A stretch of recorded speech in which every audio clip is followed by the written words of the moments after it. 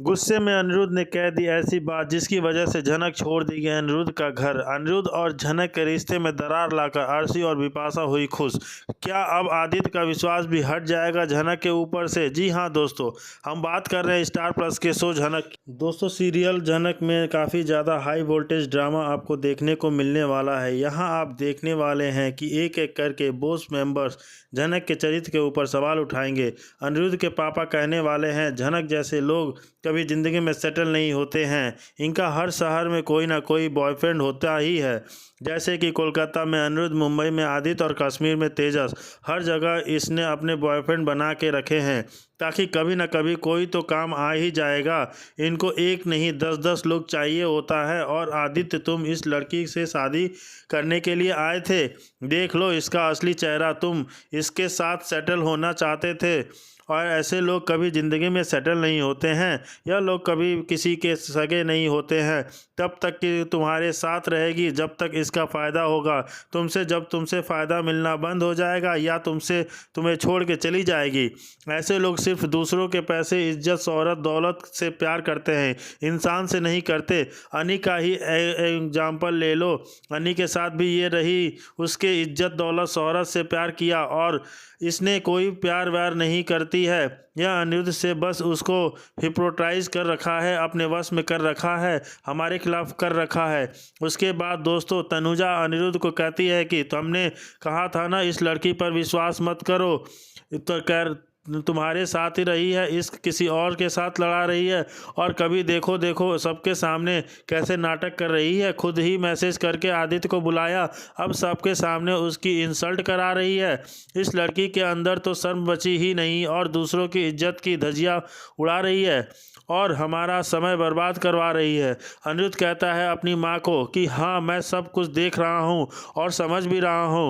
झनक काफ़ी शर्मा रही है हमारे सामने। झनक को अनिरुद्ध कहता है कि झनक, इतने शर्माने की कोई ज़रूरत नहीं है और ना ही इतना नाटक करने की ज़रूरत है। अब अकेले में तुम आदित्य को प्यार भरे मैसेज कर सकती हो तो सबके सामने एक्सेप्ट करने में नाटक क्यों कर रही हो? कर लो ना उसे इंगेजमेंट और चली जाओ यहाँ से। दोस्तों, यह सारी बातें सुनकर झनक को काफ़ी ज़्यादा हर्ट होता है और वह चीख चीख चिल्ला चिल्ला कर सबको कहती है कि मैंने मैसेजेस नहीं किए हैं। पर वह समझ पा रही है कि इनमें से कोई भी व्यक्ति उसके बात पर विश्वास नहीं करेगा। इसलिए वह आदित्य को समझाती है कि आदित्य, मैं आपको मैसेज नहीं किया है। आप ही सोचो, अगर मुझे आपसे ऐसी बात करनी होती तो मैं आपसे मिलकर करती, आपको मैसेज करके क्यों कहूँगी? आदित्य कहता है कि झनक, तुम मेरी बात भी तो समझने की कोशिश करो। मेरे पास तुम्हारे मैसेजेस हैं, मैं तुम्हें प्रूफ दिखा तो रहा हूँ। मैं झूठ थोड़ी बोलूँगा।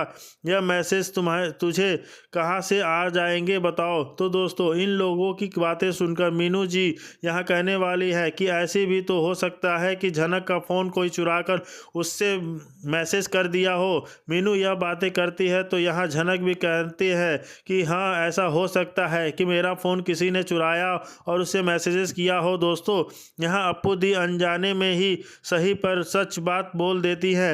वो कहती है कि हाँ, झनक का फ़ोन इस बिपाशा ने चुराया है और उससे मैसेज किया है। अब जब अप्पू दी अनजाने में ऐसी बात करती हैं तो बिपाशा काफ़ी ज़्यादा डर जाती है क्योंकि उसने तो सच्ची बात कहा है।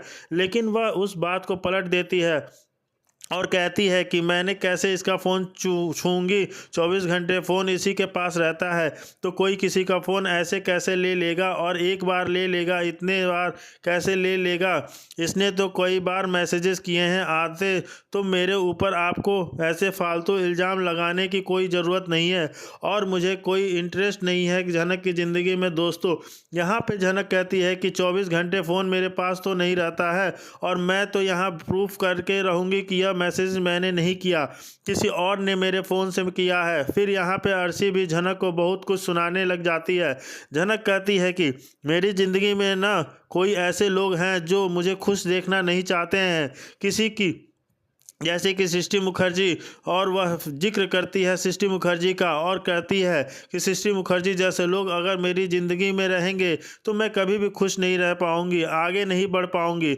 तो यह जो कुछ भी हो रहा है उससे उनका या फिर उन्हीं के चालों का हाथ होगा, और यह बात तो मैं आने वाले टाइम में प्रूव कर दूंगी। अपनी माँ का नाम ऐसे सुनकर झनक के मुंह से अर्शी को जो गुस्सा आ रहा जाता है और वो झनक को डांटने लग जाती है कि मेरी मॉम का नाम अपनी गंदी जुबान से मत लेना, वो तो यहाँ है भी नहीं और तुम जानबूझकर उनका नाम इसमें घसीट रही हो। झनक भी कहती है कि अपनी माँ को कोई दूध की धुली नहीं है, और जैसे वैसे भी वह सिर्फ आपकी माँ ही नहीं है, मेरी भी माँ है वो, और उन्होंने क्या करतूत किया है यह तो पूरा जमाना जानता ही है। यहाँ पे अनिरुद्ध झनक की बहसबाजी शुरू हो जाती है और अनिरुद्ध झनक को कोसने लग जाता है। झनक भी यहाँ गुस्से में कह देती है अनिरुद्ध को कि आप जैसे इंसान के ऊपर भरोसा नहीं किया जा सकता, आप भरोसे के लायक ही नहीं है। क्योंकि यहाँ अनिरुद्ध ने गुस्से में झनक को कहा था कि तुमसे बेटर अर्शी है। हाँ, कमियाँ अर्शी के अंदर भी हैं पर वह तुम्हारे जैसी नहीं है, वो तुम्हारे जैसे दिखावा नहीं करती है। दोस्तों, वैसे अनिरुद्ध ये सारी बातें झनक को जलाने के लिए कह रहा है, झनक को बुरा फील कराने के लिए कह रहा है, पर वह जानता है कि अर्शी कितनी ज़्यादा बुरी इंसान है। जब उसे हार्ट अटैक आया था तो कैसे अर्शी उसे छोड़ के चली गई थी और अर्शी का असली चेहरा अनी के सामने आया था, लेकिन अभी भी वो अर्शी की ही साइड ले रहा है, तो झनक को बदनाम कर रहा है। अब यहाँ पे अनिरुद्ध गुस्से में झनक के ऊपर चिल्लाने लग जाता है, लेकिन आदित्य बीच में आता है और वह अनिरुद्ध को कहता है कि तुम्हें इतना चिल्लाने की ज़रूरत नहीं है, शांत हो जाओ, जो भी मामला हुआ है वो मैं देख लूँगा, लेकिन तुम ऐसे झनक के ऊपर भड़क नहीं सकते। ये मेरे और झनक के बीच की बात है तो हम लोग देख लेंगे, लेकिन तुम प्लीज़ ऐसे चिल्लाओ मत झनक के ऊपर। और उसके साथ ही आप देखने वाले हैं कि आदित्य का मूड बहुत ऑफ हो जाता है और सबको कहता है कि मैंने आप सबका इस पार्टी में बुलाया था, लेकिन आप सब लोग खाना खा के ज़रूर जाना। मैं माफ़ी चाहता हूँ, मेरी वजह से आप सबका समय बर्बाद हुआ, लेकिन आप सब लोग खाना खा के चले जाना और मैं भी जल्दी अपनी फ़्लाइट से चला जाऊँगा। मुझे मुंबई जाना है क्योंकि जिस काम के लिए यहाँ आया था वह काम तो हुआ ही नहीं। झनक आदित्य को समझाने की कोशिश करती है कि मेरे पे विश्वास कीजिए, मैं सच बोल रही हूँ, इनमें से कोई भी मेरे बात पे बिलीव नहीं कर रहा है, लेकिन आप तो कीजिए एटलीस्ट। दोस्तों, यहाँ आदित्य भी असमंजस में फंसा हुआ है कि अगर झनक के ऊपर विश्वास करूं तो कैसे करूं। यहाँ पे आदित्य कपूर झनक से ज़्यादा बात नहीं करता। यहाँ पर झनक सबको कह देती है कि मेरे ऊपर जो भी इल्ज़ाम लगा है उसे मैं गलत साबित करके रहूँगी। यहाँ पे जब अनिरुद्ध ने गुस्से में झनक के कहा था कि तुम जल्दी आदित्य के से शादी करो और मेरे घर से चली जाओ, जाना तुम्हारी ज़रूरत नहीं है, तो लगता है यह बात इस बार झनक बहुत सीरियस लेने वाली है और गुस्से में उस पार्टी में बिना किसी के कुछ बोले चली जाती है। पर दोस्तों, देखना यह होगा आने वाले एपिसोड में कि झनक तो अब बोस हाउस में डेफिनेटली नहीं जा रहेगी, क्योंकि जो उसकी बेइज्जती हो गई है बहुत ज़्यादा ही। और दूसरी बात यह कि आदित्य का भी झनक के ऊपर से थोड़ा थोड़ा विश्वास डगमगा रहा है। तो क्या हो, आदित्य के साथ वापस लौटेगी मुंबई या फिर नेक्स्ट ठिकाना कहाँ होगा उसका, वह कहाँ जाएगी?